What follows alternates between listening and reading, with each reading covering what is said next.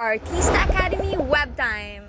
Hello mga kapatid! This is Eula, Caballero, your click check for Artista Academy Webtime.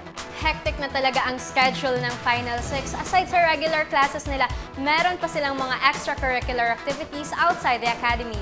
At eto, last Sunday ay present ang Final 6 sa opening ng PBA. Nako, kayo na! Ibang level talaga ang Final 6. Dati, nanonood ako ng live sa PBA, pero hindi masyado madalas. Pero when I do, sobrang nag-enjoy ako kasi intense, tapos ang sarap ng feeling kapag sumisigaw ka para sa team na gusto mo. And this time, we're orange, we're for Meralco. So, excited ako mag-cheer and manood. Nung bata ako, sobrang crush ko si Mike Cortez nung nasa Lasal pa siya. Siguro yung idol ko, hindi naman, siguro si James Yap kasi taga Bacol, taga Negros siya. Tapos yun po, siguro magaling siya. Yun. Si Jimmy Alapag.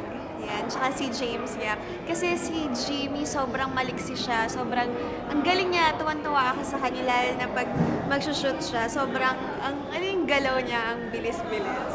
Pagdating namin dito, naalala ulit namin yung pinaghirapan namin, yung kung saan kami nagsimula talaga na sobrang daming taong nakapila, tapos nakapila rin kami. Tapos ngayon, ilan na lang kami, tapos bilang ako na nakapasok sa top 6, parang, yes, eto na to. Ito yung pinaghirapan natin. Worth it lahat.